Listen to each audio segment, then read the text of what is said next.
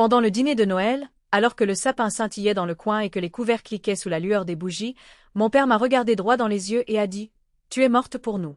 Les mots sont tombés comme des éclats de verre sur la table. Ma mère a soupiré lourdement, comme si elle regrettait de m'avoir invité.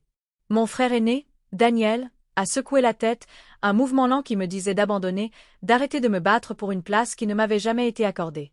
Puis Émilie, ma sœur cadette, s'est penchée en avant avec un sourire étudié, son bracelet en diamant captant la lumière.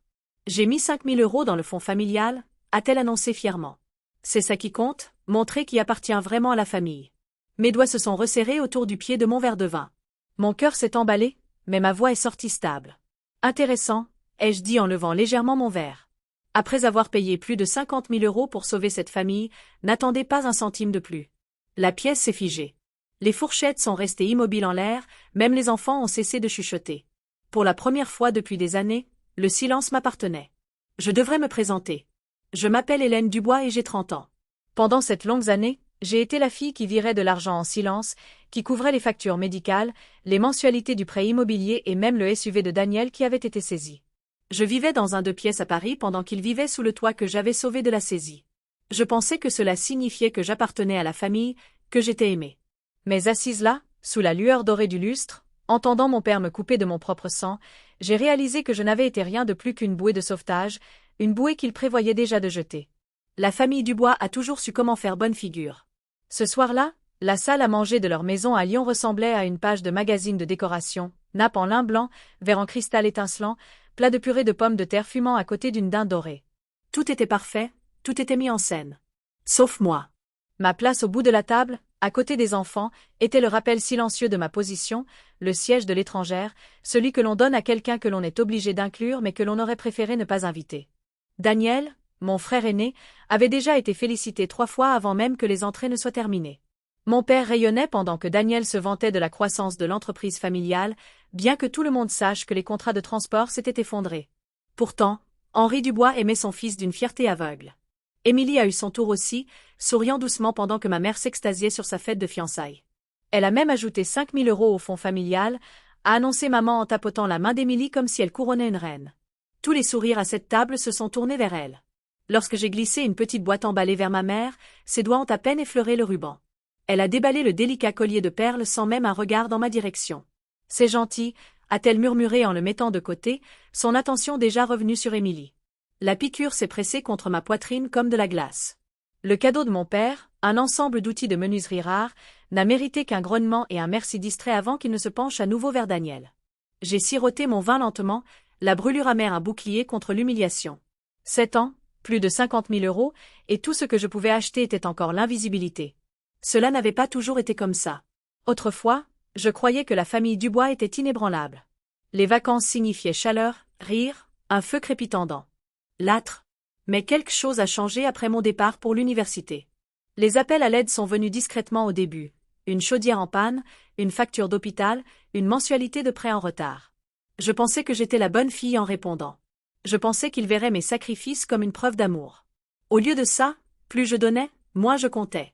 Et ici, au dîner de Noël, avec mon père me déclarant morte pour eux, la vérité n'avait jamais été aussi claire. La nuit suivant le dîner de Noël, j'étais seule dans mon appartement parisien, regardant la neige tomber en flocons légers derrière la fenêtre. Les lumières de la ville étaient floues à travers le givre. Pour la première fois depuis des années, je ne jonglais pas avec les chiffres dans ma tête pour voir combien je pouvais leur envoyer. Au lieu de cela, je laissais le silence m'envelopper, lourd mais étrangement libérateur. La voix de mon père résonnait encore, « Tu es morte pour nous ». Et ma propre réponse me hantait tout autant. Mais derrière tout ça, les souvenirs de la manière dont j'en étais arrivée là s'imposaient, les uns après les autres, jusqu'à ce que je ne puisse plus les retenir. Tout a commencé en 2018, l'année où j'ai obtenu mon diplôme. J'avais 23 ans, pleine d'espoir, ravie de décrocher mon premier poste d'analyste.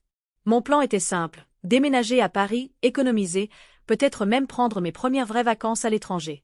Mais 2 mois après avoir commencé, mon père a appelé.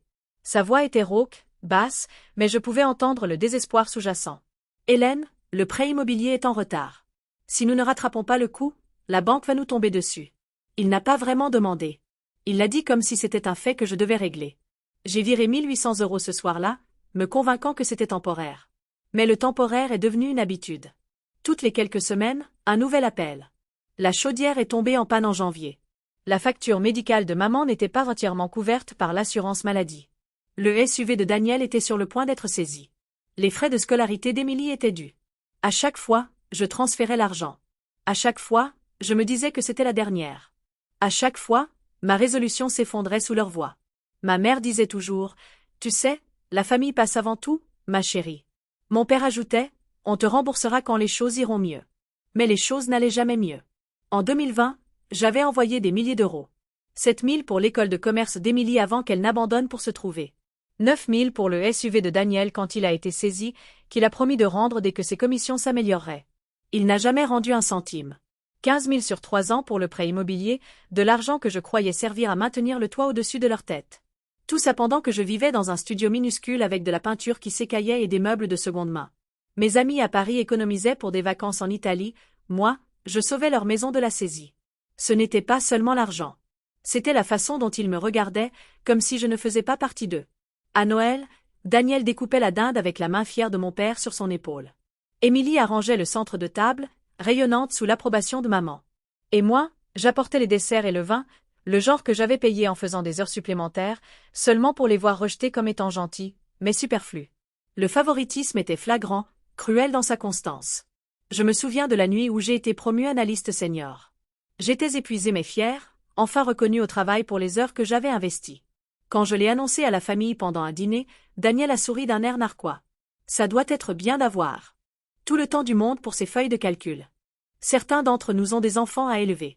Émilie a renchéri en riant. Oui, pauvre Hélène, mariée à Excel. Mes parents ont ri aussi, et j'ai forcé un sourire même si la chaleur me montait aux joues. Je venais de sauver leur maison une fois de plus le mois précédent, mais ils traitaient ma carrière comme une blague. La trahison ne s'arrêtait pas là. Mon fiancé, Romain, m'a quitté à cause de ça. Il m'aimait, je le sais, mais il ne pouvait pas rivaliser avec les urgences de la famille Dubois. J'annulais des week-ends, des dîners, des anniversaires, toujours une nouvelle crise qui me ramenait en arrière. Un soir, il se tenait dans mon appartement, me regardant virer de l'argent pour les dettes de Daniel. Il m'a demandé doucement, « Et toi, Hélène, où te situes-tu dans ta propre vie ?» Je n'avais pas de réponse. Des mois plus tard, il est parti.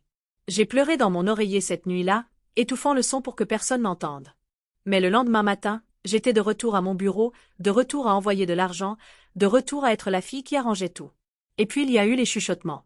Il y a un an, lors d'une visite, ma grand-mère a laissé échapper quelque chose. Elle pensait parler nonchalamment, mais ces mots m'ont frappé comme un coup de poing. Émilie m'a dit qu'elle avait utilisé l'argent du fonds familial pour l'acompte de son organisatrice de mariage. Je pensais que c'était censé être pour les réparations de la maison. Je me suis figée, le cœur battant. J'avais viré 5 000 € quelques semaines plus tôt, croyant que c'était pour une fuite de toit. J'ai souri et acquiescé à ma grand-mère, mais à l'intérieur, la rage brûlait. Ce n'était pas la seule fois. Plus tard, j'ai découvert que Daniel avait utilisé l'argent que j'avais envoyé pour son SUV saisi pour s'acheter une montre de luxe. Il s'en est même vanté lors d'un barbecue familial, disant qu'il avait fait une excellente affaire. Mes parents ont ri, fiers de lui pour s'être fait plaisir après avoir travaillé si dur. Aucun d'entre eux n'a pensé au fait que c'était mon salaire durement gagné qui avait payé pour ça. À ce moment-là, en regardant le soleil briller sur son poignet, je me suis sentie comme la plus grande des idiotes. La vérité était brutale. Ils avaient un secret. Le soi-disant fonds familial n'était rien de plus qu'une caisse noire pour les rêves de Daniel et Émilie, avec mes parents qui les couvraient. Ils m'avaient menti, déformé les histoires et utilisé ma culpabilité comme levier. Et le pire, c'est que je les avais laissés faire. Parce que je voulais tellement appartenir à cette famille. Au moment où j'ai tout additionné, le total m'a serré la poitrine. 20 000 € pour l'opération de papa après que la mutuelle ait refusé de payer. 15 000 pour le prêt immobilier. 9 000 pour la voiture de Daniel. 7 000 pour les études d'Émilie. 5 000 pour le toit. 4,500 pour la chaudière. Et d'innombrables virements plus petits pour les courses, les dîners de Noël, les acomptes, les urgences qui ne finissaient jamais. Plus de 50 000 € envolés. Ma vingtaine envolée. Ma tranquillité d'esprit envolée. Assise dans mon appartement maintenant, je pensais aux nuits où j'avais sauté des dîners pour faire des heures supplémentaires, au matin où je prenais le métro à moitié endormi, aux vêtements de seconde main, à la vieille Peugeot qui tremblait sur l'autoroute pendant que je virais de l'argent pour les VTC d'Émilie et les sorties en boîte de Daniel. J'avais été leur sponsor invisible, leur bouée de sauvetage. Et en retour, j'étais la fille exclue, la sœur dont ils se moquaient, l'enfant que mon père regardait en disant « Tu es morte pour nous ». J'ai fermé les yeux, inspirant le calme. Pendant des années, Je m'étais dit que le silence était plus sûr. Mais le silence n'avait fait de moi que leur victime. Au dîner de Noël, quand j'ai levé mon verre et leur ai dit de ne plus attendre un centime, je ne coupais pas seulement l'argent. Je coupais la chaîne qui m'avait lié à eux pendant près d'une décennie. Et bien que la douleur dans ma poitrine soit vive, un autre sentiment s'agitait en dessous, la liberté. Cette nuit-là, alors que la neige s'accumulait contre les vitres, j'ai chuchoté dans la pièce vide. Plus jamais. Ce n'était pas un vœu d'amertume. C'était un vœu de survie. À partir de maintenant, la crise de la famille Dubois ne serait plus mon problème. Et s'ils pensaient que j'étais morte pour eux, je leur prouverais que le silence de mon absence était la vengeance la plus puissante de toutes. Quand je suis arrivée dans l'allée de la maison de mes parents à Lyon le soir de Noël, les lumières qui brillaient le long des gouttières semblaient joyeuses à un œil étranger. Mais pour moi, elles clignotaient comme des signaux d'avertissement. La neige crissait sous mes bottes alors que je remontais le chemin, serrant les cadeaux soigneusement emballés dans mes bras.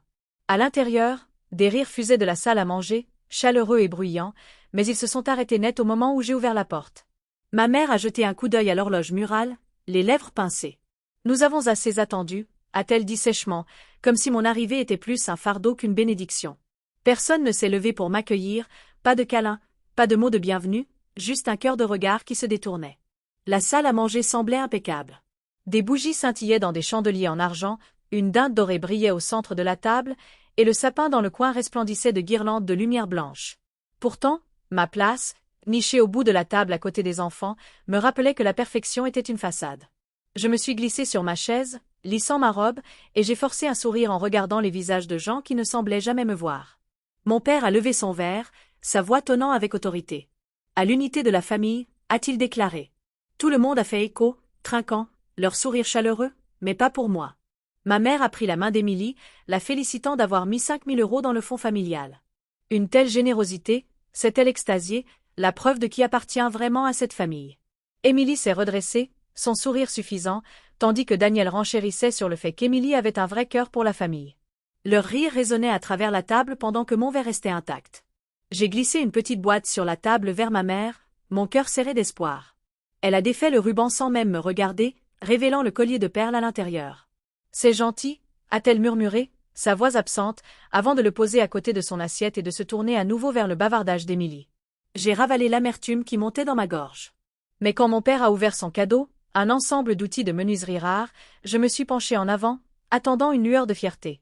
Il a marmonné un merci distrait et est immédiatement retourné à la dernière histoire de Daniel sur l'entreprise familiale.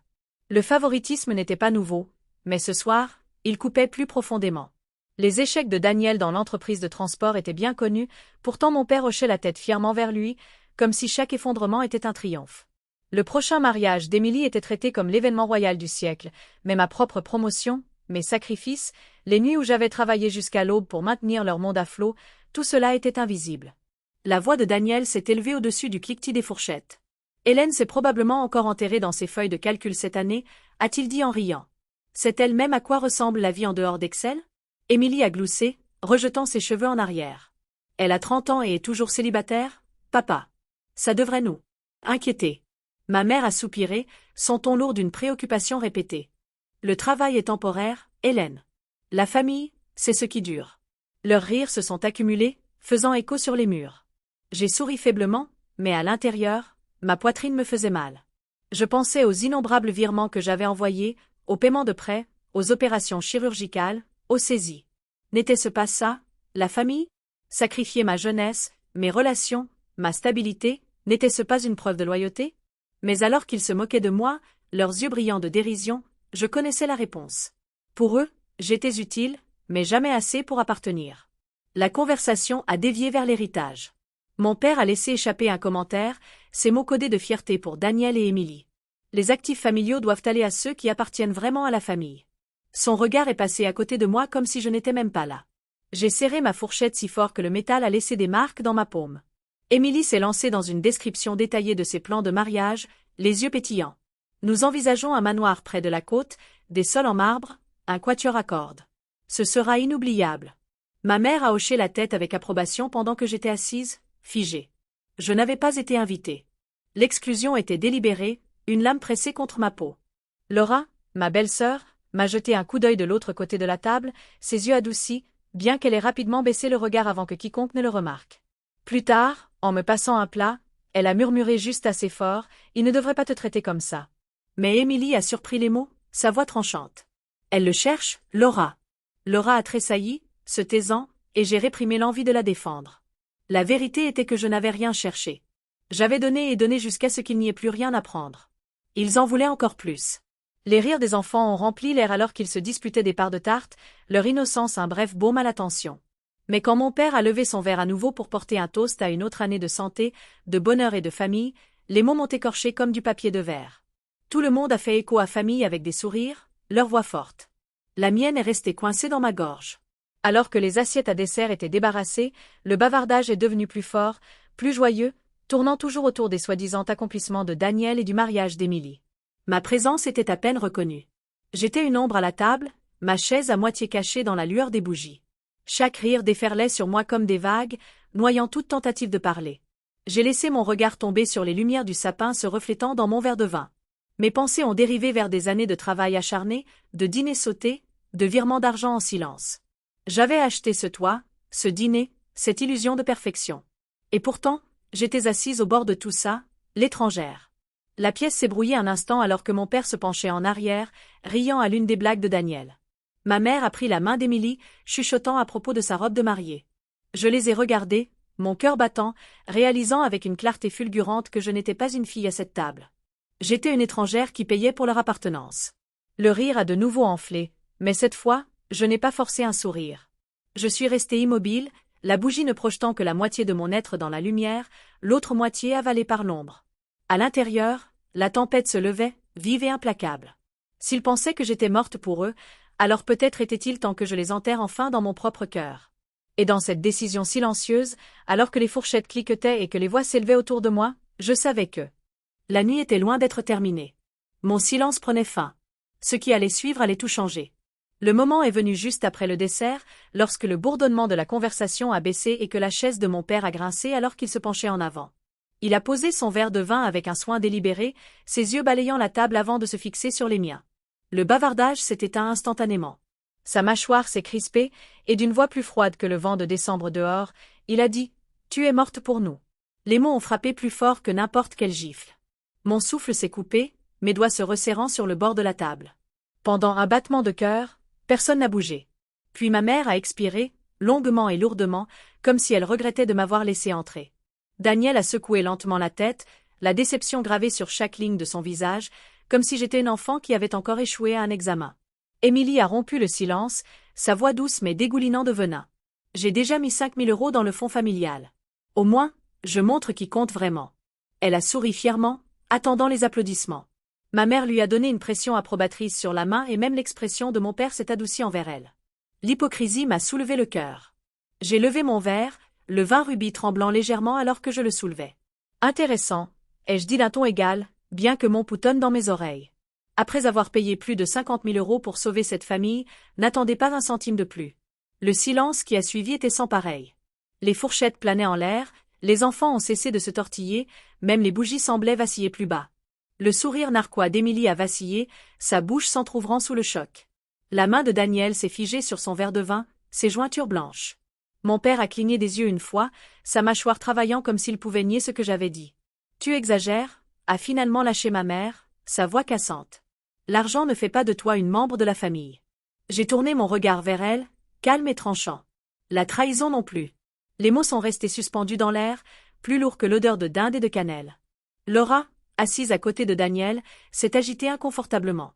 Ses yeux ont croisé les miens avec quelque chose qui ressemblait à de la sympathie, puis sont tombés sur ses genoux. Je savais qu'elle avait vu plus qu'elle ne l'avait jamais dit. Elle avait vu les virements arriver, entendu les chuchotements à huis clos. Ce soir, elle ne l'a pas nié. Mon père s'est raclé la gorge, sa voix rauque. Ce n'est ni le moment ni l'endroit. Oh, c'est exactement le moment et l'endroit, ai-je répondu, mon ton montant juste assez pour porter. Ma poitrine brûlait de 7 ans de silence, de chaque promesse non tenue, de chaque renvoi. Tu as dit que je suis morte pour toi. Très bien. Mais si je ne suis rien pour toi, alors arrête de me traiter comme ta bouée de sauvetage. Émilie a laissé échapper un rire sec, cassant et défensif. Tu te comportes en martyr, Hélène. Personne ne t'a demandé de donner autant. J'ai rencontré ses yeux, stables. Non, vous vous y attendiez simplement. Son visage est devenu cramoisi. Elle a repoussé sa chaise avec un crissement, mais mon père a levé une main, la faisant taire. Ses yeux étaient d'acier, ses lèvres minces. Nous nous en sommes sortis avant, nous nous en sortirons encore. Tu as fait valoir ton point. Pour la première fois, je me suis permis un sourire amer. Vraiment? Parce que l'avis de saisie du prêt l'année dernière, la facture de l'opération, le SUV saisi, ce n'étaient pas vos victoires. C'étaient les miennes, payées intégralement. Daniel a claqué son verre sur la table, le vin éclaboussant sur la nappe. Tu penses que jeter des chiffres te rend supérieur? La famille, c'est une question de loyauté, pas de feuille de calcul. Je me suis penché en avant, ma voix basse mais coupante. La loyauté est à double sens. Je vous ai tout donné, et vous êtes resté assis ici, année après année, à vous moquer de moi parce que je ne correspondais pas à votre image de famille parfaite. Ce n'est pas de la loyauté, c'est du vol déguisé en tradition. La pièce pulsait de tension. Ma mère tamponnait ses lèvres avec sa serviette, ses mains tremblantes. Émilie marmonnait dans sa barbe, mais les mots se sont coincés dans sa gorge. Daniel m'a fusillé du regard, mais même lui n'a pas pu formuler de réfutation. Et puis je l'ai dit, les mots que j'avais ravalés depuis trop longtemps. Si je suis déjà morte pour vous, alors officialisons les choses. Plus d'argent, plus de bouées de sauvetage. Ce soir, ça se termine. Des halètements ont parcouru la table. La main de Caroline a sursauté, renversant son verre d'eau. Le fiancé d'Émilie s'est déplacé maladroitement, ses yeux allant de l'un à l'autre comme s'il était entré dans une tempête à laquelle il n'avait jamais souscrit. Les enfants se sont recroquevillés sur leurs chaises, leurs rires envolés. Laura a rompu le silence avec un murmure, sa voix à peine audible. Elle a raison. Nous nous sommes tous trop appuyés sur elle. Daniel a tourné brusquement la tête vers elle, sa voix tranchante. Reste en dehors de ça, Laura. Mais le mal était fait. Ces mots ont traversé la pièce, indéniables, prononcés par quelqu'un qui n'avait rien à gagner à prendre mon parti. Mon père a repoussé sa chaise lentement, se levant avec effort. Son visage était pâle, l'autorité dans ses yeux vacillants. Pour une fois, il avait l'air incertain. Ma mère a attrapé son bras, chuchotant Henri, mais il l'a repoussé. J'ai posé mon verre avec précaution, le tintement résonnant dans le silence. Vous vouliez que je parte de cette famille. Vous l'avez dit de 100 manières différentes, mais ce soir, vous l'avez dit à voix haute. J'exaucerai votre souhait. Je ne suis plus votre filet de sécurité. Les lèvres d'Émilie tremblaient, sa voix se brisant. Si tu t'en vas, tu le regretteras. Les mariages, les anniversaires, l'héritage, tu seras exclu de tout. J'ai incliné la tête, rencontrant son regard avec un calme que je ne ressentais pas. Je l'étais déjà. La finalité de mes mots est tombée comme de la neige sur la table, froide et irrévocable. Les yeux de mon père sont tombés, ses épaules s'affaissant comme si le poids de ma vérité était trop lourd. Ma mère a ouvert la bouche, mais aucun mot n'est sorti. Le seul son qui restait était le crépitement du feu dans l'âtre, ponctuant le silence que je contrôlais maintenant. Et à ce moment-là, pour la première fois depuis des années, ce n'était pas moi qu'on faisait taire. C'était moi qui les avais réduits au silence. Le silence qui a suivi était suffocant, si épais qu'il se pressait contre ma peau. Les mots de mon père flottaient encore dans l'air comme de la fumée, « Tu es morte pour nous ». Mais maintenant mon propre vœu avait coupé plus profondément, plus d'argent, plus de bouées de sauvetage. Pour la première fois, la famille Dubois était assise, abasourdie, leurs assiettes refroidissant, leurs rires évanouis. Ma mère fut la première à craquer, sa serviette froissée dans ses mains, des larmes coulant sur ses joues. « Hélène, tu ne comprends pas » a-t-elle murmuré, sa voix tremblante. « Nous avons besoin de toi. Les factures, la maison, c'est trop. » Je l'ai regardé, mon pouce stable même si mon estomac se tordait. « Non, maman. Vous n'avez pas besoin de moi. Vous avez besoin de mon salaire. » Émilie a frappé du poing sur la table, faisant cliqueter l'argenterie. « Tu crois que 50 000 € font de toi la sauveuse de cette famille? Ce n'est rien comparé à la loyauté. » Sa voix était aiguë, mais dessous tremblait autre chose, la peur. 50 000 €, c'est tout ce que j'ai gagné en travaillant 60 heures par semaine pendant que tu organisais des fêtes, ai-je dit calmement. C'est chaque vacance que je n'ai jamais prise, chaque nouveau manteau que je n'ai pas pu acheter, chaque relation que j'ai perdue. Et tu oses me dire que ce n'est rien. La voix de Daniel a fendu l'air comme un fouet. Arrête de nous mettre dans l'embarras. C'est le dîner de Noël, bon sang. Tu ne peux pas garder ton amertume pour toi? Je me suis tournée vers lui lentement, la lueur des bougies captant l'attention dans ma mâchoire. Je l'ai gardé pour moi, Daniel. Pendant 7 ans. 7 ans à te tirer d'affaire, à prétendre que tes mensonges n'avaient pas d'importance. Ce soir, le silence est terminé. Mon père a repoussé sa chaise, son visage rouge. Cette famille a toujours survécu parce que nous faisons des sacrifices les uns pour les autres. C'est ça que tu ne comprends pas. J'ai ri, un son plus froid que la neige dehors. Das sacrifices? Tu veux dire les miens? Parce qu'aucun de vous n'a sacrifié la moindre chose. Vous avez pris. Vous vous êtes moqué de moi parce que j'étais célibataire, que je travaillais tard, que je n'avais pas d'enfant. Pourtant, vous avez vécu grâce aux heures que j'ai saignées à ce bureau. Caroline a tendu la main vers la mienne de l'autre côté de la table, ses yeux désespérés. Nous t'avons élevé. Nous t'avons donné tout ce dont tu avais besoin en grandissant. C'est comme ça que tu nous remercies? J'ai retiré ma main. Ce que vous m'avez donné enfant, je l'ai remboursé au décuple en tant qu'adulte. Et pourtant, vous me crachez au visage. La voix d'Émilie s'est brisée alors qu'elle se levait. Sans moi, cette famille n'aurait même pas de mariage en perspective. J'ai mis de l'argent aussi. J'ai contribué. J'ai rencontré son regard, impassible. 5 000 € pour la frime ne se compare pas à 50 000 pour survivre. Ne confonds pas la vanité et le sacrifice. Les mots l'ont piquée. Elle s'est rassise, ses joues brûlantes de honte. Daniel s'est penché en avant, sa voix dure. Et alors, Hélène? Tu veux qu'on s'incline, qu'on t'appelle la sauveuse? Non, ai-je dit doucement. Je veux que la vérité soit reconnue. Je veux que les mensonges cessent. Laura, silencieuse jusqu'à présent, a parlé doucement. Elle a raison. Sa voix vacillait, mais elle n'a pas détourné le regard de la table. J'ai vu les virements. Je sais combien de fois Hélène nous a sauvés. Nous nous sommes trop appuyés sur elle. La tête de Daniel s'est tournée brusquement vers elle. Reste en dehors de ça, Laura. Elle n'a pas bronché. Non. Pas cette fois. Elle mérite d'être entendue. La pièce crépitait de tension. La main de mon père a claqué sur la table. Cette famille ne lave pas son linge sale en public à Noël. Cette famille ne dit jamais la vérité, ai-je rétorqué. Vous parlez d'unité, mais une unité bâtie sur des mensonges, ce n'est pas une famille. C'est une performance. Ma mère a enfoui son visage dans ses mains.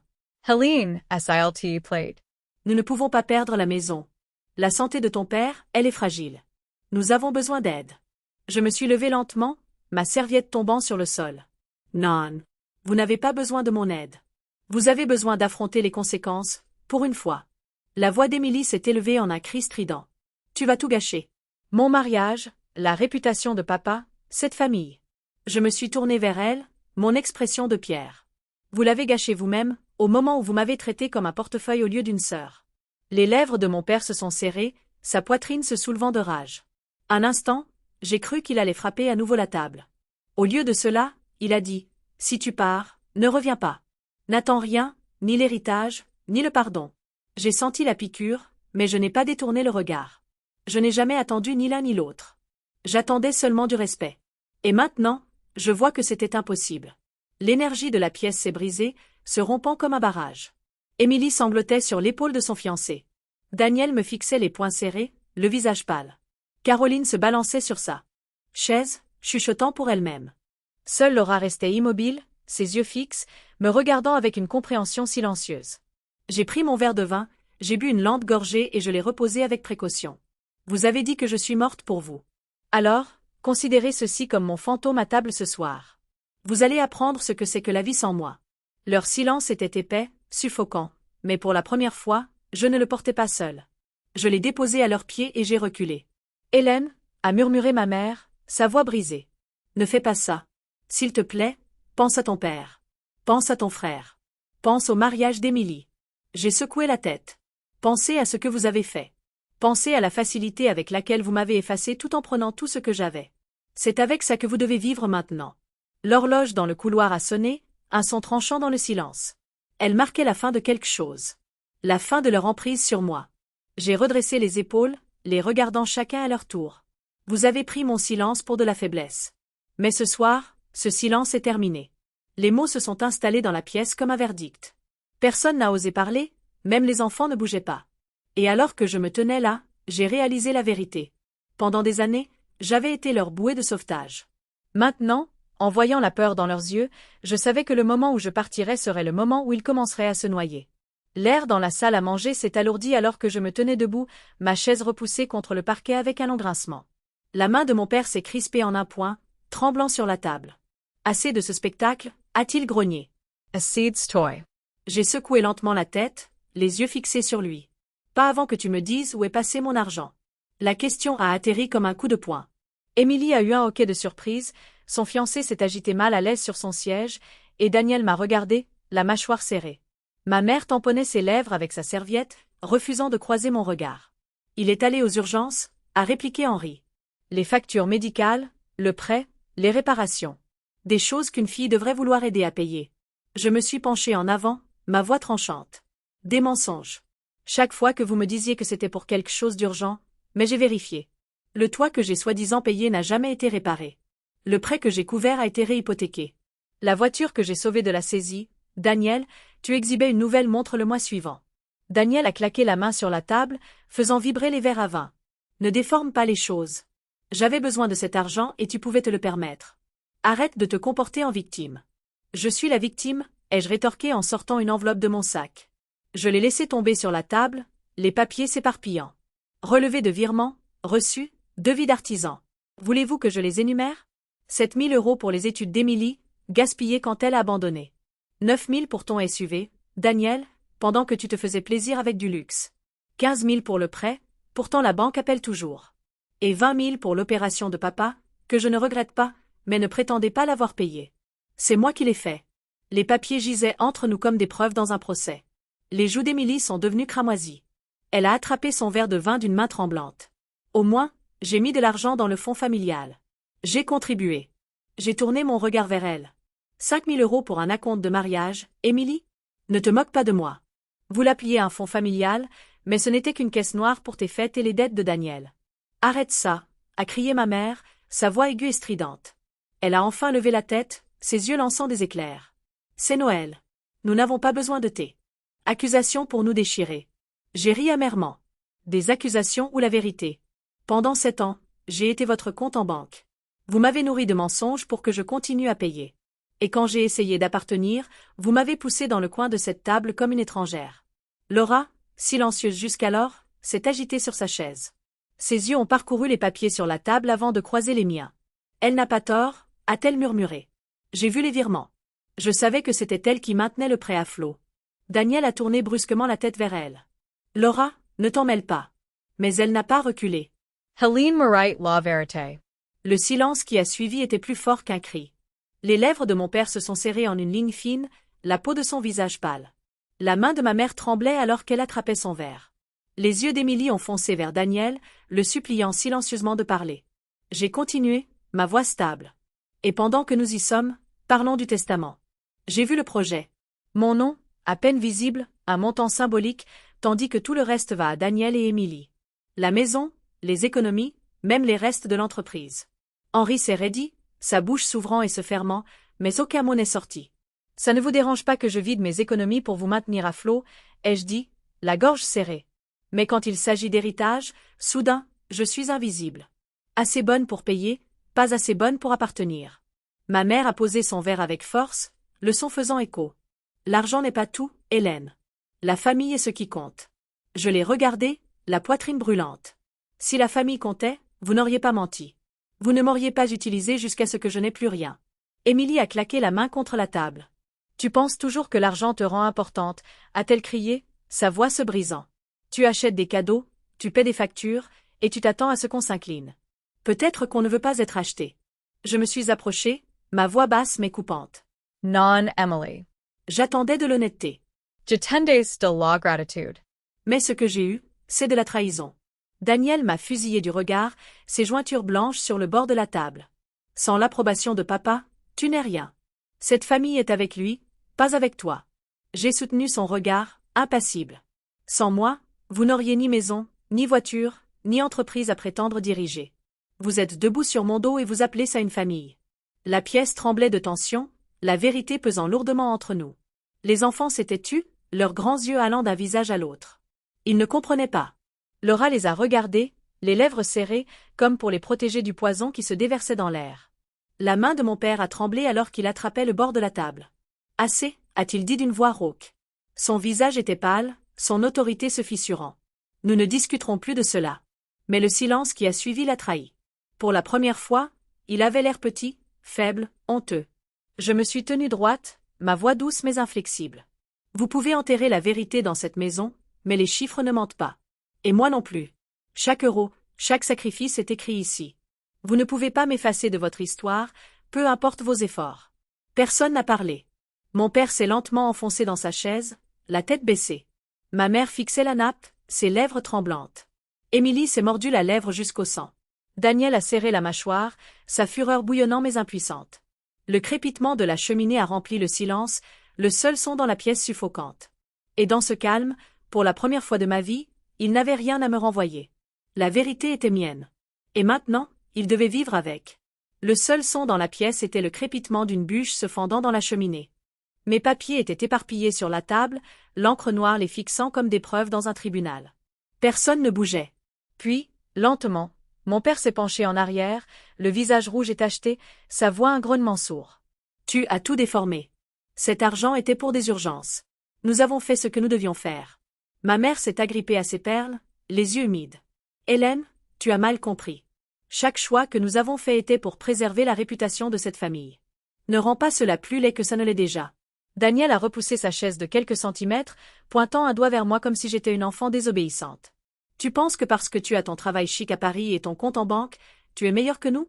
Tu as toujours été dramatique, Hélène, toujours. Je me suis redressée, le poids des années pesant sur moi mais ne me brisant pas. Dramatique? Qu'y a-t-il de dramatique à payer ton avis de saisie, Daniel? Ou à virer les frais de scolarité pour Émilie quand elle a abandonné le semestre suivant? Qu'y a-t-il de dramatique à sauver la maison de la saisie pendant que tu jouais au fil en or? N'ose pas me parler comme ça, a répliqué Daniel. Je suis toujours ton frère. La famille, c'est la famille. J'ai ri, amer et sec. La famille? Tu ne connais même pas le sens de ce mot. Émilie a finalement parlé, sa voix cassante. C'est toi la raison pour laquelle on se dispute. Si tu ne nous jetais pas les chiffres au visage, ce serait un joyeux Noël. Tu gâches tout. J'ai tourné mon regard vers elle, calme et froid. Non, Emily. Je n'ai rien gâché. J'ai simplement arrêté de faire semblant. Les larmes de ma mère ont coulé, tombant sur sa serviette. Nous t'avons élevée, Hélène. Nous t'avons donné tout ce dont tu avais besoin enfant, et maintenant tu te tiens là, agissant comme si nous te devions quelque chose. Nous ne te devons rien. C'est toi qui nous dois. Tu dois la loyauté à cette famille. La manipulation était aussi claire que la lueur des bougies. J'ai croisé les bras. La loyauté n'est pas une dette. Et vous ne pouvez pas effacer ce que j'ai donné en pleurant dans votre verre de vin. Mon père a frappé la paume de sa main contre la table, faisant trembler le cristal. Sans famille, tu n'es rien. N'oublie pas qui t'a donné cette vie. J'ai rencontré son regard. Et n'oublie pas qui t'a maintenu en vie quand l'hôpital a exigé 20 000 € que tu n'avais pas. Il s'est figé, la couleur quittant son visage. Le silence est revenu, mais il était fracturé maintenant, brisé par le tremblement de la vérité suspendue dans l'air. Ma mère a réessayé, sa voix tremblante. Si tu pars, nous perdrons la maison. La santé de ton père, nous ne pouvons pas faire ça sans toi. Silty plate, Helene SLT plate. Je t'en prie, ai-je répété doucement. Drôle. Ce mot n'est jamais venu quand vous vous moquiez de moi parce que j'étais célibataire, ou quand vous me traitiez d'égoïste pour me concentrer sur mon travail. Maintenant, soudain, je suis le centre de l'univers de cette famille. La chaise d'Émilie a grincé alors qu'elle se levait, les yeux fous. Tu vas gâcher mon mariage. Comprends-tu même ce que cela signifie pour moi? Le traiteur, le lieu, tout dépend du fond familial. J'ai incliné la tête. Donc mon sacrifice n'était que le fond de ton mariage. C'est pour ça que j'ai travaillé toutes ces années.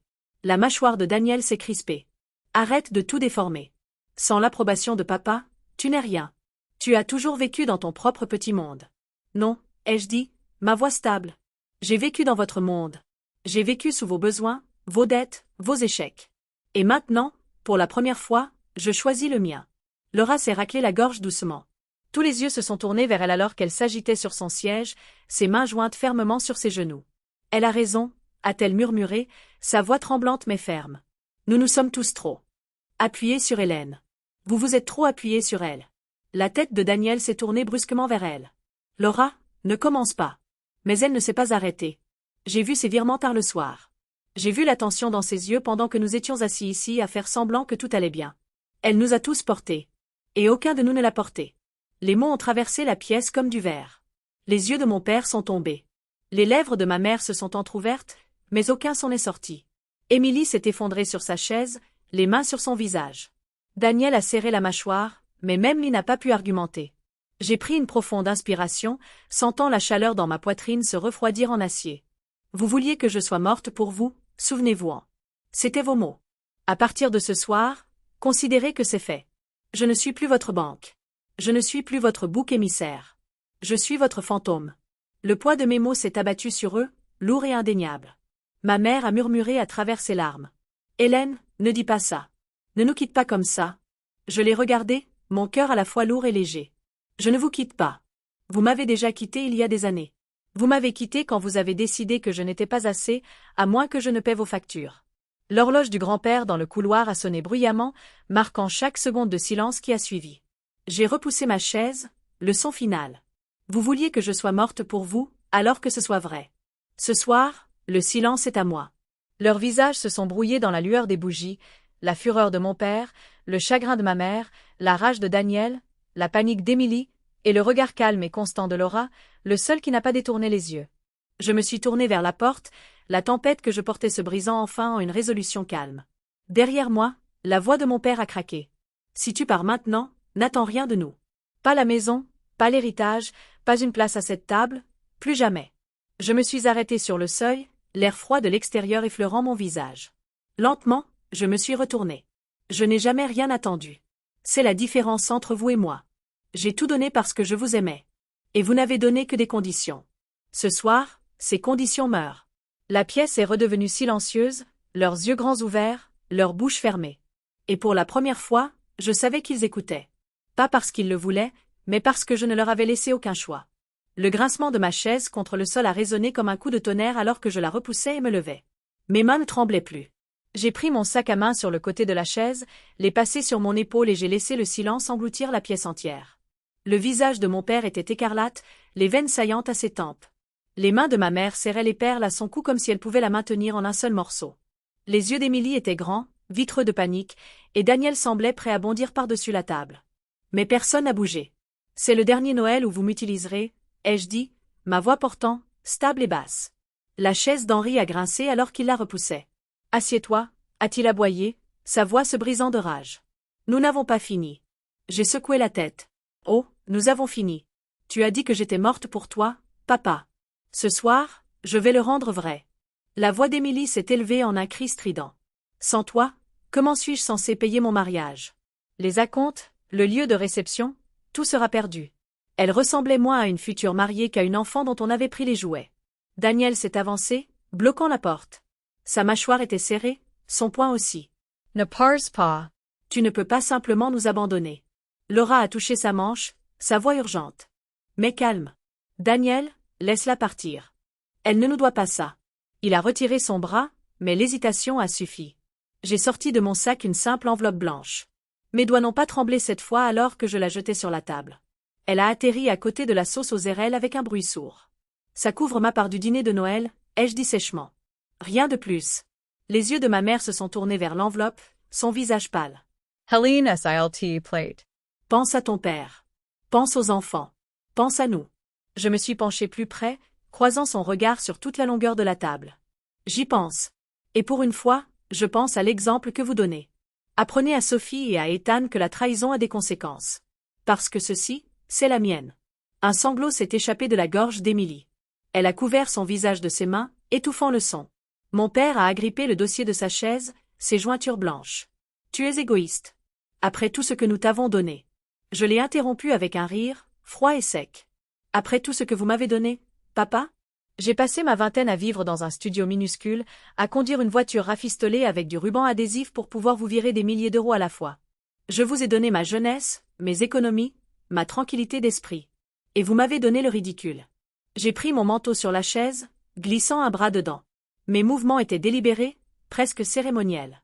Ce soir, je vous offre le cadeau de la réalité. Vous devrez y faire face sans moi.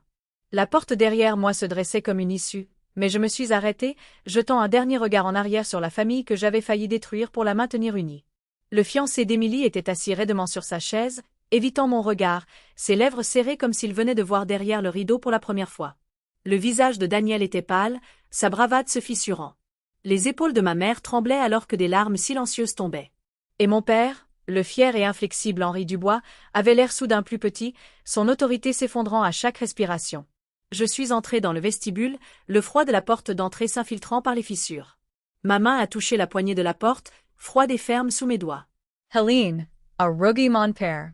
Si tu pars maintenant, ne reviens jamais. J'ai tourné lentement la poignée, regardant par-dessus mon épaule avec un calme que je n'aurais jamais cru ressentir. Vous m'avez déjà enterré ce soir. Maintenant, vous allez devoir vivre avec. La porte s'est ouverte sur le hurlement du vent d'hiver. La neige balayait le porche, tourbillonnant sous la lumière. Je suis sortie, mes bottes crissant sur le sol gelé, la nuit m'engloutissant tout entière. Derrière moi, des voix se sont élevées dans le chaos. Émilie pleurant, Daniel criant, ma mère suppliant, mon père aboyant des ordres. Mais la porte s'est refermée avec un bruit lourd, les coupant. Dehors, dans la rue, Lyon scintillait de lumière de Noël. Chaque fenêtre était chaude de scènes de familles réunies, des rires se déversant dans la nuit. Mon souffle s'élevait en nuages blancs, mais à l'intérieur, je sentais une chaleur étrange, un feu qui avait été affamé trop longtemps et qui brûlait maintenant d'une flamme stable. Pendant 7 ans, j'avais joué le rôle de sauveuse. Pendant 7 ans, j'avais cru que le silence était plus sûr que la confrontation. Ce soir, le silence était mon arme. Ce soir, partir était la seule vengeance dont j'avais besoin. J'ai repris la route pour Paris avec la neige tombant sur l'autoroute. La radio fredonnait doucement, des chants de Noël flottant comme des fantômes dans la voiture. Mais je n'étais plus hantée. Les chaînes que j'avais portées étaient tombées, dans l'écho des mots de mon père, dans le claquement de la porte derrière moi. Quand je suis arrivée sur le parking derrière mon immeuble, la ville était encore vivante de lumière. J'ai coupé le moteur, je suis restée assise un moment dans le silence, et je me suis murmuré, cette fois, le silence m'appartient. Dans ce murmure, j'ai senti le premier goût de la liberté. Et bien que je sache que le monde de la famille Dubois se fissurait déjà sans moi, je savais aussi que ce n'était que le début de leur effondrement. La vraie revanche était encore à venir. La lumière du matin filtrait à travers les stores de mon appartement parisien, peignant les murs d'un or discret. Pour la première fois depuis des années, je ne me suis pas réveillée avec un barrage de messages concernant des factures, des paiements en retard ou des urgences familiales. Le seul son était le sifflement régulier du radiateur, le bourdonnement de la ville à l'extérieur et le battement silencieux de mon propre cœur. Assise au bord de mon lit, une tasse de café fumante à la main, j'ai réalisé à quel point la paix était un sentiment étranger. Mon téléphone a vibré une fois, puis une autre, puis encore et encore. À midi, l'écran était illuminé de messages vocaux. Je les ai laissés jouer en haut-parleur pendant que je rangeais mon appartement, chacun étant la preuve que mon départ les avait laissés en plein désarroi. La voix de Daniel est venue en premier, urgente et haletante. « Hélène, tu ne peux pas nous laisser en plan comme ça. La banque menace de reprendre le SUV si je ne fais pas le paiement cette semaine. » IL Sarah Part 1. Tu sais à quel point j'ai besoin de cette voiture pour le travail. Couvre juste cette dernière fois. Je te rembourserai, je le jure. J'ai supprimé le message d'un simple clic avant qu'il ne se termine. Le message d'Émilie est arrivé ensuite, son ton aigu, au bord de l'hystérie. Le traiteur a annulé. Ils ont dit que la compte n'avait pas été payée en totalité.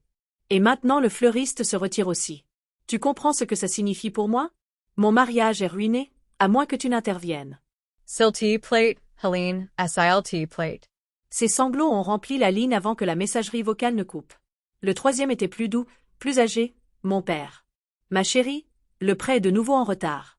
Nous avons 2 mois de retard. Ta mère et moi, nous n'avons tout simplement pas les fonds cette fois. S'il te plaît, ne nous laisse pas perdre la maison. Pas maintenant, pas après tout. Le silence après ces mots était plus lourd que la supplication elle-même. Mais même sa voix n'avait plus la même emprise sur moi. J'ai posé le téléphone face contre la table et j'ai laissé le calme revenir. Chaque message vocal était un fil qu'ils essayaient de tirer, des fils que j'avais démêlés la nuit de mon départ. Ce n'était plus à moi de les porter. Les nouvelles de leur déroute me sont parvenues par d'autres biais également. Un collègue a mentionné avoir entendu des rumeurs sur la société Transport du Bois. Les contrats s'étaient effondrés après que Daniel ait bâclé des négociations, et plusieurs employés avaient démissionné lorsque les chèques de paie avaient été rejetés. L'entreprise, autrefois la fierté de mon père, était en train de couler. Sans mes injections de liquidités silencieuses, l'entreprise familiale montrait enfin son vrai visage, creuse et en ruine. J'imaginais mon père assis dans son bureau, fixant des chiffres qui ne s'additionnaient pas, peu importe comment il les tournait. Pendant des années, il s'était appuyé sur mes virements secrets pour combler le vide. Maintenant, le pont était détruit. L'effondrement d'Émilie était plus public. Des photos ont disparu de ses réseaux sociaux, les clichés de fiançailles souriants, les essayages de robes de mariée, les comptes à rebours avant son grand jour. À leur place, des publications énigmatiques, des appels à l'aide à peine voilés. Une amie commune m'a envoyé un message. Son fiancé a tout annulé. Il a dit qu'il ne pouvait pas épouser quelqu'un qui comptait sur le salaire de sa sœur pour financer tout le mariage. J'ai fixé l'écran, une pointe de pitié se tordant brièvement avant de se transformer en quelque chose de plus froid. Émilie avait exhibé ses 5 000 € dans le fonds familial comme si cela faisait d'elle le joyau de la couronne. Maintenant, sans moi, la couronne s'était transformée en poussière. Le téléphone a de nouveau vibré. Un autre message vocal, cette fois de ma mère. Sa voix était sèche, cassante. Tu as fait valoir ton point. Mais pense au nom de la famille. Les gens parlant. Veux-tu que nous soyons humiliés? Veux-tu qu'on se souvienne des Dubois comme de mendiants? J'ai failli rire de l'ironie. Ils avaient déjà été des mendiants, seulement c'était moi qui remplissais leur coupe. Mais les rumeurs se propageaient plus vite qu'elles ne le craignaient. Des parents ont appelé pour demander ce qui s'était passé. Une cousine m'a confié que mes parents parlaient de réécrire le testament pour me déshériter complètement. Ils disent que tu leur as tourné le dos, a-t-elle dit avec hésitation. Mais les gens savent aussi que c'était toi qui tenais tout ensemble. Le testament, cette arme ultime. Même effacé de leur avenir, je ne m'en souciais plus. À quoi bon un héritage quand il est enchaîné à l'humiliation et à la trahison? Les semaines ont passé et la tempête en moi a commencé à se calmer, tandis que la leur faisait rage. Je rentrais du travail à pied dans des rues enneigées, respirant l'air froid avec une liberté que je n'avais pas ressentie depuis mes 23 ans. Mon appartement, autrefois trop silencieux, ressemblait maintenant à un sanctuaire. Je cuisinais pour moi-même, je passais des soirées à lire près de la fenêtre. Pour la première fois, j'économisais de l'argent pour moi. Pendant ce temps, la maison des Dubois racontait une autre histoire. Des nouvelles me parvenaient par des voisins et des parents. La chaudière était de nouveau tombée en panne, rafistolée avec des chauffages d'appoint. Le toit fuyait lors des fortes chutes de neige, les forçant à placer des casseroles dans la salle à manger. La société de crédit immobilier envoyait des avis de saisie. Sans Hélène à appeler, il faisait face au monde, brut et sans protection. Le SUV de Daniel a finalement disparu de l'allée, saisi une deuxième fois. Émilie est retournée vivre à la maison, ses cartons empilés dans l'entrée, sa robe de mariée cachée dans un placard comme un fantôme. Mon père, autrefois plein de fierté, en était réduit à des missions de consultant au-dessus d'une imprimerie, épluchant des rapports de construction pour une fraction de ce qu'il gagnait autrefois. Ma mère évitait les voisins, le visage crispé, les yeux rouges de larmes. Le karma avait une étrange façon de fonctionner. Pas dramatique, pas bruyant, juste constant, inévitable, comme la neige qui recouvre tout jusqu'à ce que la forme en dessous ne puisse plus être cachée. Un soir, mon téléphone s'est de nouveau allumé. Pas avec des supplications, mais avec de la colère. La voix de Daniel a rugi à travers le haut-parleur. « Tu te sens bien, Hélène? En nous regardant lutter? Tu penses que c'est une vengeance? Tu es pathétique. Tu n'es pas ma sœur. » J'ai laissé le message se terminer, puis je l'ai supprimé sans un mot. La vengeance ne nécessitait pas ma participation. Leur propre choix avait construit cet effondrement. Je me suis versé un verre de vin, je me suis assise près de la fenêtre et j'ai regardé la neige tomber. Chaque flocon captant la lueur du lampadaire.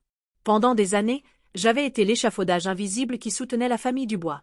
Maintenant que leur maison se fissurait et que leurs histoires s'effilochaient, j'étais libre de me tenir seule, visible enfin, ne serait-ce que pour moi-même. Et alors que la ville dormait sous une couverture blanche, j'ai chuchoté dans mon verre. Chaque appel manqué est une preuve. Les chaînes sont brisées. Le téléphone a encore vibré sur la table, leur désespoir débordant une fois de plus. Mais je n'ai pas décroché. Ce silence était le mien, et je n'allais pas le rendre. Le premier email est arrivé un lundi matin gris, son objet assez tranchant pour percer mon calme. « As-tu vraiment abandonné tes parents ?» Il venait d'un collègue de travail, son ton poli mais méfiant. Mon estomac s'est noué. Je n'avais dit un mot de ma famille à personne à Paris, mais d'une manière ou d'une autre, les chuchotements avaient voyagé plus vite que je ne l'aurais imaginé. J'ai ouvert mon téléphone, faisant défiler les notifications, et j'ai vu la source. Daniel avait posté sur Facebook, ces mots suintant la vertu blessée. Certaines personnes pensent que l'argent fait la famille. La vérité, c'est que c'est la loyauté qui compte. Honte à ta propre sœur de ne pas le comprendre. Des dizaines de j'aime, des commentaires de sympathie de ses amis, des voisins ajoutant leur pitié. Émilie n'était pas en reste. Sur Instagram, elle a posté une photo d'elle en pleurs dans une chambre en désordre, avec la légende « Quand ton propre sang décide que tu ne vaux pas la peine d'être sauvé ». Elle n'a jamais prononcé mon nom, mais elle n'en avait pas besoin. Tout le monde dans notre entourage savait de qui elle parlait. Le mardi, la version de ma mère était sur les lèvres des proches, leur racontant que j'avais abandonné mon père à l'hôpital et humilié la famille. Mon père, Henri, a renforcé son propre récit auprès des voisins. Hélène nous a trahis pour sa carrière à Paris. Les mots tourbillonnaient dans l'air, un filet de poison conçu pour me piéger. Au travail, je souriais à travers des questions auxquelles je ne voulais pas répondre. Est-ce que tout va bien à la maison? J'ai entendu dire que tu n'étais pas proche de ta famille. Derrière la curiosité polie, je sentais le jugement. Je sirotais mon café et donnais des réponses stables, nous traversons juste une période difficile. Mais à l'intérieur, la trahison creusait plus profondément que n'importe quelle facture que j'avais payée. Cette nuit-là, j'étais assise dans mon appartement, les lumières éteintes, écoutant leurs voix se rejouer dans ma tête. Pendant des années, j'avais été celle qui couvrait leur chaos, la sauveuse silencieuse. Maintenant, j'étais la méchante de leur histoire. L'injustice me piquait, mais plus que ça, elle me mettait en rage. Ils n'avaient pas seulement pris mon argent, ils essayaient de voler ma vérité. Le téléphone a sonné. Le nom de Laura s'est allumé sur l'écran. J'ai répondu rapidement, mi-effrayée, mi-pleine d'espoir. Sa voix était basse, urgente. Hélène, tu dois savoir ce qui se passe. Ils réécrivent tout pour faire croire que tu n'as jamais donné un centime. Ils disent que tu leur as tourné le dos parce que tu voulais les humilier. J'ai fermé les yeux, la poitrine serrée. Bien sûr qu'il le faut. Il y a plus, a-t-elle chuchoté. Henri, il a utilisé une partie de tes virements pour un investissement personnel, un projet de construction avec un vieil associé. Ça a échoué. Il a couvert le tout en disant à tout le monde que c'était pour les frais médicaux de ton père. Les mots ont atterri lourdement, mais pas avec surprise. Plutôt comme la confirmation d'un soupçon que j'avais enfoui. Donc, même l'opération n'était pas ce qu'elle semblait être, ai-je dit doucement. Non, une partie était réelle. Mais le reste a disparu. Et maintenant, ils agissent comme si tu t'étais retourné contre eux par orgueil. Ce n'est pas vrai, et tu le sais. Je l'ai toujours su, ai-je dit, ma voix se brisant, mais pas de faiblesse. Elle s'est brisée comme de la glace cédant enfin sous le poids de trop d'hiver. Les jours qui ont suivi ont prouvé que Laura avait raison. Ma cousine a appelé, hésitante, demandant s'il était vrai que j'avais refusé d'aider lorsque le prêt immobilier était en difficulté. Un autre parent m'a envoyé un email disant que mes parents avaient le cœur brisé, que j'ai choisi l'argent plutôt que la famille. La campagne de diffamation battait son plein. Mais à mesure que leur voix se faisait plus forte, leurs vies ont commencé à s'effondrer plus rapidement. L'entreprise de transport perdait des contrats jusqu'à ce qu'il ne reste que des miettes. Daniel a été aperçu prenant le bus après que son SUV ait été de nouveau saisi. Le mariage d'Émilie n'a pas seulement été annulé, son fiancé a déménagé, citant la dépendance de sa famille envers moi comme un facteur rédhibitoire. Le visage fier de ma mère à l'église s'est transformé en chuchotement dans son dos. Les épaules de mon père s'affaissaient de honte alors que les gens commençaient à se demander pourquoi leur fille, celle qui les avait soi-disant abandonnés, était la seule à prospérer. C'était le karma à l'œuvre, constant et sans pitié. Pourtant, leurs mots me piquaient. Trahison sur trahison. J'avais payé les factures, viré les fonds, maintenu les lumières allumées. Maintenant, ils déformaient l'histoire pour m'effacer complètement. Ils me voulaient morte de plus d'une façon. Effacée de la mémoire, effacée de la vérité. Un jeudi soir, un autre message vocal est arrivé. La voix de mon père, rauque de colère. « Tu te sens bien, Hélène? Tu aimes nous regarder souffrir? Tu nous as embarrassés publiquement. Tu n'es pas ma fille. » J'ai appuyé sur lecture encore et encore, écoutant non pas ses mots, mais les fissures dans sa voix. L'homme qui se tenait autrefois inébranlable était en train de s'effondrer. Et pourtant, il ne pouvait pas l'admettre. Je me suis versé un verre de vin et j'ai regardé les lumières de la ville. L'horizon scintillait, indifférent à ma douleur. Et j'ai réalisé quelque chose. La vengeance n'exigeait pas toujours le feu ou la fureur. Parfois, elle n'exigeait rien du tout. Juste les laisser s'étouffer avec les mensonges qu'ils tissaient jusqu'à ce que la vérité pèse trop lourd pour être ignorée. Mon téléphone a vibré avec un autre message, cette fois de Laura. Ne les laisse pas gagner. Ils peuvent réécrire leur histoire, mais pas la tienne. Un jour, les gens verront qui les a vraiment portés. J'ai tapé ma réponse, mes doigts stables. Ils le voient déjà. Lentement, un paiement manqué à la fois. Et alors que la neige tombait dehors, recouvrant la ville de silence, je me suis permis de sourire. Ma famille pouvait déformer le récit autant qu'elle le voulait, mais leur maison qui s'effritait, leur entreprise en faillite, les fiançailles rompues d'Émilie, c'étaient des vérités qu'ils ne pouvaient pas effacer. La campagne de diffamation pouvait me peindre comme une traîtresse, mais dans le calme de mon appartement, je savais mieux. Je n'étais pas la méchante. J'étais le fantôme qu'ils avaient créé, celui qui ne portait plus leurs péchés. Et les fantômes ne supplient pas pour le pardon. Ils hantent. L'invitation est arrivée, pliée avec soin dans une enveloppe estampillée d'un sceau doré. Au début, j'ai cru que c'était une autre annonce de mariage, un autre rappel cruel de mon exclusion. Mais en l'ouvrant, j'ai vu mon propre nom imprimé en gras. Hélène Dubois, conférencière invitée, conférence nationale sur l'éducation financière, Paris. Je suis restée assise à ma table de cuisine, les mots se brouillant alors que les larmes me piquaient les yeux. Pendant des années, j'avais été invisible à la table de ma propre famille. Maintenant, des étrangers voulaient entendre mon histoire, non pas par pitié, mais parce qu'ils croyaient qu'elle avait de l'importance. Cette nuit-là, j'ai sorti un carnet, faisant défiler des souvenirs qui me brûlaient encore. Les virements bancaires, les factures, la façon dont mon père m'avait regardé à Noël en disant « Tu es morte pour nous ». Chaque ligne était comme rouvrir une blessure, mais aussi comme la nettoyer pour la première fois. Je pensais acheter de l'amour, ai-je écrit, mais je ne faisais que louer le silence. Plus j'écrivais, plus ma main devenait stable. Les jours précédant la conférence furent agités. Au bureau, mes collègues me traitaient avec un nouveau respect depuis que la nouvelle de ma promotion s'était répandue. Pourtant, Je pouvais encore sentir la piqûre des commérages, les chuchotements semés par ma famille. Et puis un autre coup est venu, un email transféré par une cousine, contenant une ébauche du testament de mes parents. Mon nom y figurait, enfoui tout en bas, un montant symbolique, même pas assez pour couvrir l'argent que j'avais donné. Le reste était légué à Daniel et Émilie. J'ai fixé l'écran, la trahison me brûlant. Cela aurait dû me anéantir. Au lieu de cela, cela m'a libéré. Il n'y avait plus rien à perdre. Le matin de la conférence, je me tenais en coulisses, mes mains agrippant les bords du pupitre. Mon cœur battait si fort que je pensais que le microphone pourrait le capter. Des rangées de visages s'étendaient devant moi, des cadres en costumes impeccables, de jeunes diplômés griffonnant des notes, des conseillers financiers attendant des éclaircissements. J'ai pris une profonde inspiration, puis j'ai commencé. Je veux vous raconter une histoire, ai-je dit, ma voix résonnant dans la salle de bal. Pas une histoire de chiffres ou de marché, mais une histoire de famille. De ce qui se passe quand l'amour est tordu en obligation, quand les limites sont effacées par la culpabilité. Les mots ont coulé plus facilement que je ne l'avais prévu. J'ai parlé de ma vingtaine passée à virer de l'argent pour couvrir des factures médicales, des prêts immobiliers, des voitures saisies. D'avoir vu des frères et sœurs loués pour des miettes alors que mes sacrifices disparaissaient dans le silence. De la nuit de Noël où mon père m'a dit que j'étais morte pour lui. Je croyais que les chiffres ne mentaient pas, ai-je dit, jetant un coup d'œil aux rangées de visages penchés en avant. Mais l'affection peut mentir. La loyauté aussi.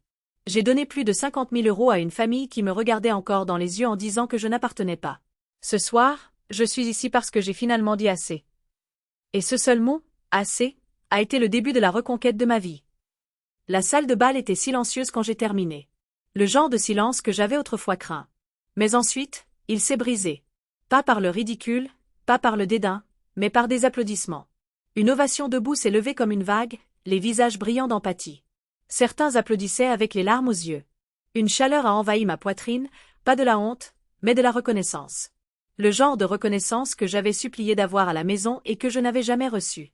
Des journalistes m'ont demandé des citations par la suite, des publications spécialisées ont griffonné des notes, et à la fin de la semaine, mon nom était imprimé dans des articles. Une analyste prend la parole, fixer des limites entre famille et finances.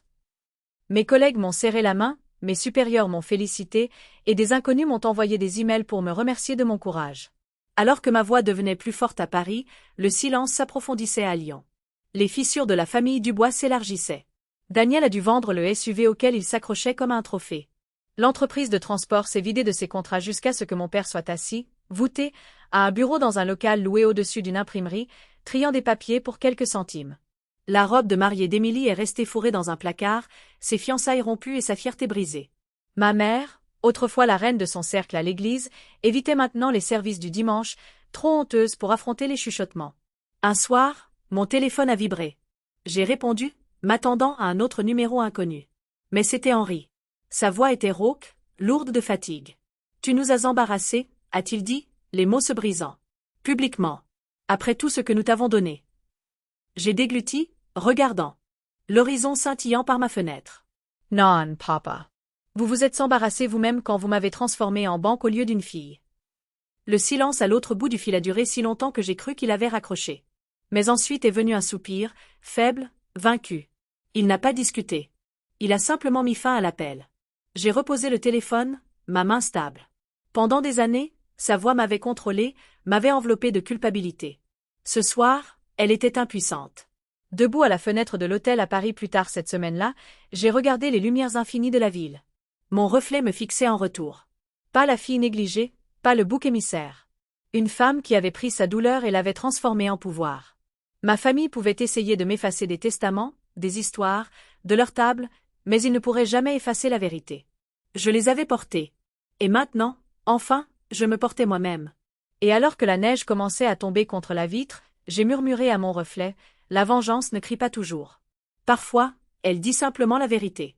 Les flocons de neige tourbillonnaient doucement sur le pare-brise alors que je garais la voiture dans l'allée de la maison que j'avais autrefois appelée mon foyer. C'était la veille de Noël, 1 an plus tard, et la maison des Dubois semblait plus petite que dans mes souvenirs. Les guirlandes lumineuses accrochées aux gouttières clignotaient de manière inégale, une couronne s'affaissait sur la porte d'entrée, et la lueur à l'intérieur était plus faible que les années précédentes. Pendant un long moment, je suis restée assise dans la voiture, ma buée embuant la vitre, me demandant si je devais sortir. À côté de moi, Marc, non pas mon frère, mais l'homme qui était entré tranquillement dans ma vie des mois après la tempête, a tendu la main et a serré la mienne. Sa chaleur m'a ancrée. « Tu n'es pas obligée d'y aller si tu n'es pas prête, a-t-il dit doucement. Je le suis, ai-je murmuré, me surprenant moi-même. Cette fois, c'est à mes conditions.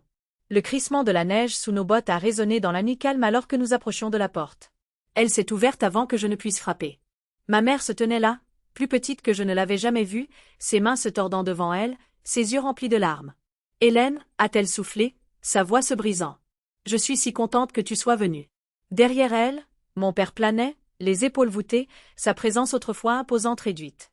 Ses yeux ont croisé les miens, et pour la première fois de ma vie, ils n'étaient pas remplis de fierté ou de rage. Ils étaient remplis de quelque chose qui ressemblait à du soulagement. À l'intérieur, la maison sentait légèrement la dinde rôtie et la cannelle, mais elle était plus silencieuse que toutes les fêtes dont je me souvenais. La table était mise, mais il y avait moins de chaises, espacées uniformément. Personne n'était relégué dans un coin cette fois. Émilie était assise à l'autre bout, son maquillage coulait comme si elle avait pleuré. Elle n'a pas croisé mon regard au début. Daniel, mon frère, était là aussi, plus mince, usé, sa bravade disparue depuis longtemps. Laura se tenait à ses côtés, stable comme toujours.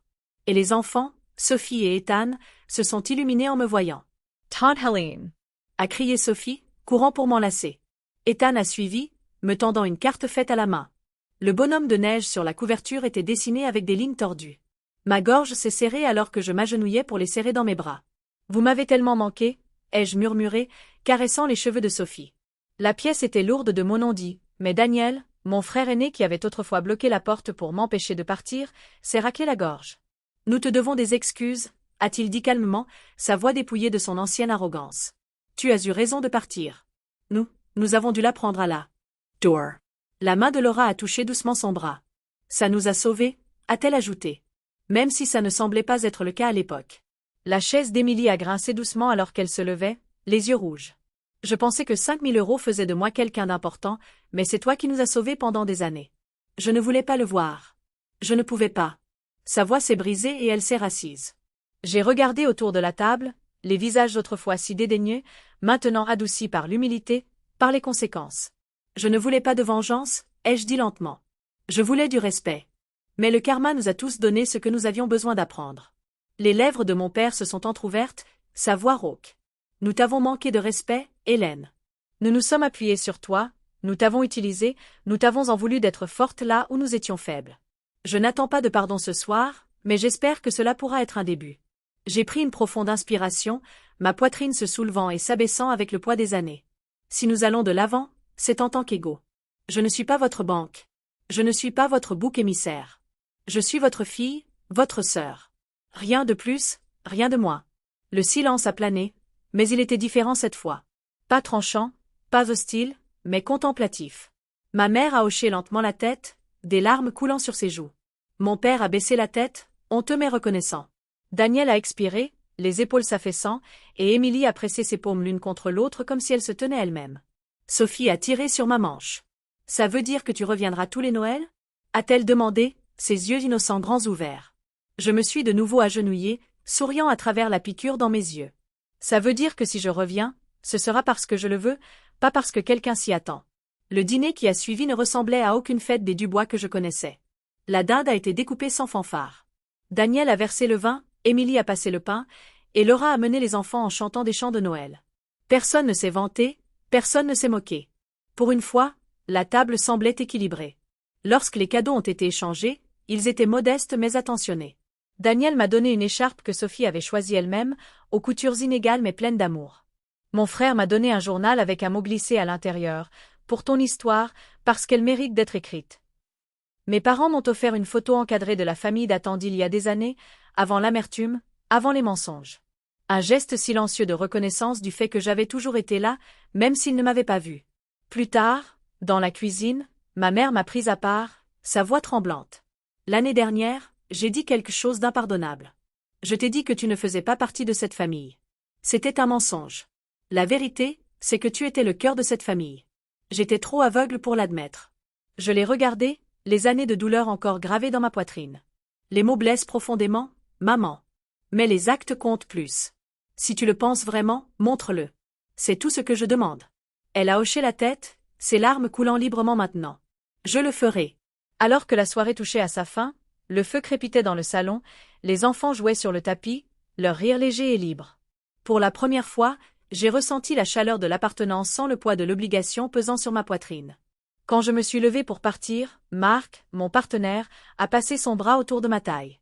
Je me suis tournée une dernière fois vers la pièce. Ce soir est important, ai-je dit doucement. Parce qu'il montre que parfois, les mots les plus durs que nous prononçons sont ceux qui nous sauvent. Ils ne nous sauvent pas seulement des autres, ils sauvent aussi la famille. Je suis sortie dans la nuit, la neige tombant sous la lumière du porche, et pour la première fois depuis des années, je me sentais en paix. Mon chemin avait été ardu, forgé dans le feu de la trahison et du chagrin, mais il m'avait conduite ici, à un endroit où le silence n'était plus une arme ou une prison, mais simplement un espace paisible entre les battements d'un cœur qui avait enfin trouvé sa place, non pas en payant pour cela, mais en la réclamant à juste titre. Mon histoire est celle de la reconquête de soi face à une dynamique familiale toxique. C'est la preuve que fixer des limites fermes, même si cela semble destructeur au début, peut être l'acte le plus constructif qui soit, non seulement pour soi-même, mais aussi pour ceux qui ont besoin d'apprendre que l'amour ne s'achète pas et que le respect se mérite. La vraie vengeance n'est pas de voir les autres tomber, c'est de se tenir debout, digne et entier, sur les ruines de ce qui a failli nous détruire, et de choisir de reconstruire quelque chose de plus vrai, de plus fort. Pour moi, cette reconstruction a commencé par un mot simple, non. Et elle s'est terminée par une paix que je n'aurais jamais cru possible.